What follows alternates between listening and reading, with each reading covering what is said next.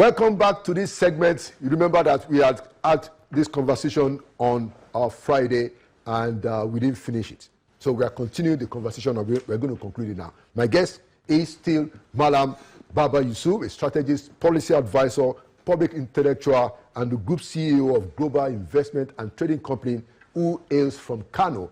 I'd like to welcome you back to Inside Sources. Thank you for having me again. All right. Prof. So I wanted us to now go into some political gladiators and the way they use the power of the North. Yes. Let's be very clear, Malam. As Nigeria is constituted today, we have 36 states. Yes. And FCT. And FCT. But the North has 19 of those states. That's correct. So people even see that, oh yeah, the North has an advantage. There are even those, who will argue that, well, the North is even like, the Security Council, with a veto power, just because of the sheer number, which was also reflected in the state. Some people think that it's not even fair. Or why can't we even have equal? My point is that the perception is there that the North has an upper advantage. But like we said on Friday, this is not reflected in the lives of the people. If you look at education, if you look at health, the basic things, it doesn't show. Yeah. So I now said that let's now go and look at how the politicians behave. Look at what has just happened in Kano now. You have Governor Abba Yusuf, he has separated ways with his godfather, Dr. Rabiu Kwankwaso. Nobody knows what Rabiu Kwankwaso wants to do. Is he going to take the offer from APC? Some people said that, he's saying that, look, write it down, I must be vice president. As a matter of fact, his party said that I must be vice president, at least, to go to any party. The president himself is very particular about the North. He has, you can see that they are interested in Kano. They wanted to have Kano. That's correct. And the president compelled, I want you to follow, madam. The president compelled Ganduje and the other leaders in APC Kano to take in Abba Yusuf and make him the leader in the state, just like he did in Plateau State. Those guys didn't want it. Yes. So the president is also very keen. So the question for you, and you can take it whichever way you want to go, is that does this manner of politics, what does it reflect for the ordinary people of the North at the end of the day? Because those are the people who bring out the numbers for these politicians to win elections. Well, to be honest with you, there's nothing for the masses. Whether it is in northern Nigeria, Kano, or in southern Nigeria, it's all about winning elections, holding on to power. And unfortunately, the leaders from the North always play the game for their own vested interest.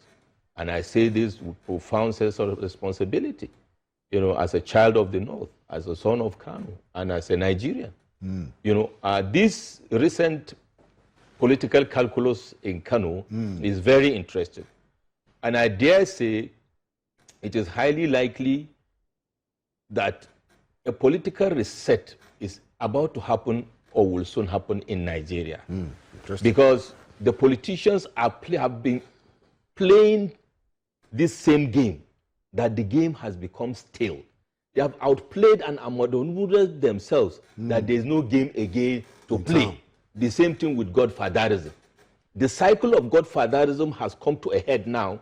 By 2027, you will see some cautiousness with regards to who will succeed, be or odd, because we have gone full cycle. Kano is a classic example. Rivers is a classic example. With two different outcomes as it is today. Let's talk about Kano. And that is where the game may change. Kano people are highly politically aware and politically sensitive people, including the ones on the street who consistently is being cheated, because the next conversation, how do they allow themselves to be used all the time? However, it is that identity politics, like I have written in one of my episodes on my column, that identity politics I know is a global phenomenon. But in this case, Nigerian politicians have mastered that act of utilizing it, right? But what has happened is that consciousness of the people. In the case of Kano, everybody amongst the warring faction have sold the other one to the people, to the high heavens. This is your Messiah. This is your Messiah. This has cheated you. This has cheated you. And you have come to raise your hands and say, we are together. So it's game over to a certain extent. Now, what has happened now is very interesting. I hear Senator Rabiu Musa Kwankwaso is crying out about betrayal and all that. Yeah. We have forgotten that. He said that the day the governor left is called Betrayal Day. Yes. However, subterfuge, betrayal, and intrigues are part of politics. Yeah. I remember when late Senator Hamisu Musa and late Alhaji Musa Gwadebi of blessed memory were bitterly complaining about the treatment that Senator Rabiu Musa Kwankwaso meted on them as his political, benefactors. In the first dispensation of 1999 to 2003, because these were the people that actually in the PDP promoted him within the power blocks of the PDP, and that is the fact. I'm heading somewhere. Stay with me. Now, as far back as 1992 or 1991, sorry, Kano people started changing their style of voting pattern in Nigeria.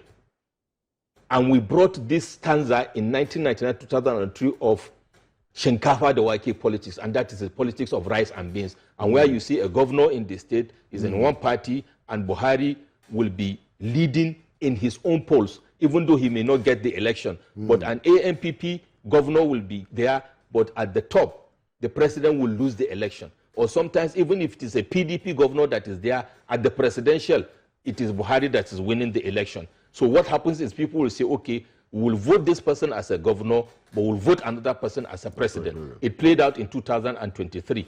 NNPP won in Kano as governor and won in sorry, it didn't play out, but it played out in 2007 when Shekarau was returning as governor of Kano State. And defeated Kwankwaso. Kwankwaso. No, sorry, 2003, sorry, not 2007. Okay. Oh, yeah. You see, in 1993, a similar scenario, quasi-similar scenario happened in 1991, when NRC and SDP were the parties to beat gubernatorial election. And SDP had Engineer Magaji Abdullahi, who is a student of Malam Aminu Kano Tabo faction of the PRP back in the days, right? Was the flag bearer for NRC, for SDP. For SDP. Initially, SDP was looking like the party to beat, like APC today. NRC, I'm talking about Kano now, had Kabir there as the flag bearer.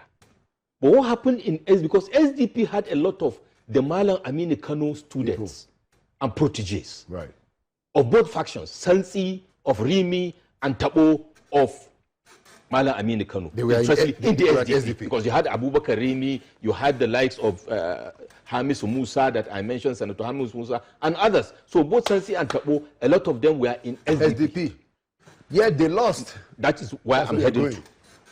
Now, because of the way it worked, and they gave Engineer the ticket, the Sansi faction of the SDP felt aggrieved. But guess what they did? They kept quiet. They kept quiet. When it came to the election, they did a protest vote and they gave their vote to Kabir Gaya. And Kabir Gaya emerged as governor. This is the kind of consciousness of politics in Kano. Let's wait and see the Congress. Kano is a different conversation. The fact that Mr. President intervened is true. The fact that the power of incumbency will play a role is true. But as you come down the political structure, the disposition and the consciousness is not the same. The cunningness of the politicians in Kano, including those ones that Mr. President has marshaled, is different. They will go in the night and say, do this. Shebi is the president. I want to hold on to what he's giving me, but when the die is cast and it's too late, everybody will answer his name. So what will happen is, now it's like that, but the problem that will Engineer Abba Kabir will start having is during congresses. Because that is the Yusuf. Yes, Engineer Abba Kabir, His Excellency. Because that is when you start setting up the political structure. Even though they may like to donate or rent, if you like, their structure for Abba Kabir in the interest of APC to win the elections. Right. They are looking beyond President Bola Ahmed Tinubu's administration with profound respect to President Bola Ahmed Tinubu. None of these political gladiators is ready to be a bomboy politician for the next 5-6 years. So they are looking ahead after 2027. What happens? What happens? If Abba Kabir gets the structure of Kano by 2027, what happens to me post Tinubu, post Abba Kabir? So these political titans, Barau Jibril, DSP, that is the president, you have the main man himself, Excellency Ganduje, and other power players. Don't forget, APC was already hot with crisis in Kano before the entrance of Abba Kabir. Yeah. And those fights are not going to go away just because the president said so. They are deeply entrenched issues. Now, currently, the vibes from the street are there's some kind of sympathy for Kwankwaso by the Talakawas. Now, to answer that question you mentioned, Kwankwaso has been able to borrow a template from his political, mentor, Malam Aminu Kano, and he has been playing the sentiments of Talakawas, and he has been able to hold that consistently. And that is why he stood a little bit different, right? Now, the departure of Abba Kabir, as far as concerned, is part of political dynamics. And that I said they are going to outwit themselves. If you are a political godfather and you become overbearing, you push somebody this far, he will go away. Interestingly, Governor Abba Kabir Yusuf is a son-in-law of Senator Kwankwaso. In politics and power, there is nothing like father or son. Of course. It's all about the power. I mean, look at what is happening to the two emirs. Emirs, of course. They have absolutely. Marriage and we have relationship. seen, exactly, we've seen where, a son of a sultan, a prince, will kill his father to take the throne. This is power. But what is happening now in Kano is people are beginning to see that, okay, you want to come and basically take it by force from us. That is for the Kwankwasia adherents or sympathizers. And the word on the street is we are hungry, things are not okay, what is going on? I'm talking about the electorate now. Yeah. Now, that which happened when Kwankwaso was governor in 2003, with the power of incumbency of a man like President Olusegun Obasanjo, could not rig that election and get a different outcome in Kano. Because the people were and very that is a notation for the APC to take care of it. Take care of the people, not politicians, President Bola Ahmed Tinubu. Okay, very, very, very good point. I wanted to ask you a very direct question about the dimension of this Kwankwaso issue. The people of Kano, what good can they point to that Kwankwaso represents for them in the context of everything that we're talking about, Malam? Can we say that Kwankwaso, when he was governor, or the reach and the control that he has, is it because it transformed the people of the lives of the people in Kano? On a scale, it's choosing the lesser evil. A precarious situation of a Nigerian, whether in Umuahia or Kano or Akure. That's the situation. Like I said, he played to the sentiment of the poor people. Perception sometimes can become reality, Prof. A lot of these people he is sponsoring on scholarship and all those kind of engagements he's having with them gives them the impression that he is at least better than others. Empirical numbers, in terms of empirical numbers of impacts, it's neither here nor there. Interesting. It's a function of same wine, or let me say, since it's Sharia state, same juice, different bottles. Okay, all right, because of our time, and I want us to conclude. So when you look at the security situation in the country, again, the worst expressions are in the north. Yes. Why do you think, and this is our last question because of our time, why do you think it has been difficult for the northern elite to come together and say, look, let's end this insecurity? What you have is instances in Katsina where the governor, Malam, is actively engaging in paying bandits. We have situations in Katsina where bandits kill the policeman and actually wore his uniform to a public outing. Yes, not outing, a mediation meeting. So What, in your own view, as we conclude, is the way out, especially because of the insecurity that is worse, clearly in the North? To be honest, that is one of the critical failure factors in the North. We have this impression that the North is united. To be honest with you, it's a mirage. The North is not united. If it was before, it is no longer so. And the people that are demonstrating that are the governors, with utmost respect to them. This issue of insecurity, even though they sit down and have the meetings across party lines, you see every governor doing his own thing. Even most times at cross purposes with the strategy of the federal government. Negotiating with bandits, for example, is not in sync with what President Bola Ahmed Tinubu has been saying in the last 1 year, last month or 2 months. Right. Aftermath of what President Donald Trump has said. Yeah. Different from what other leaders are saying within the value chain. So what happens is, if Governor A has a sound strategy, has a sound mindset to address, Governor B says, I want to engage the bandits and deal with it.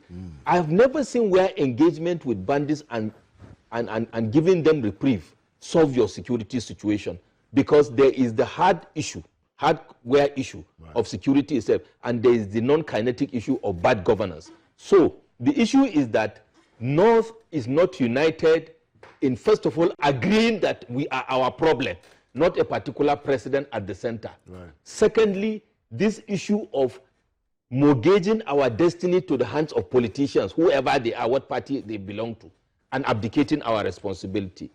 Thirdly, this lack of unanimity of purpose of the leaders themselves from the North, whether they are at federal government, whether they are at state level. Thank you so much for your insight, Madam Baba Yusuf.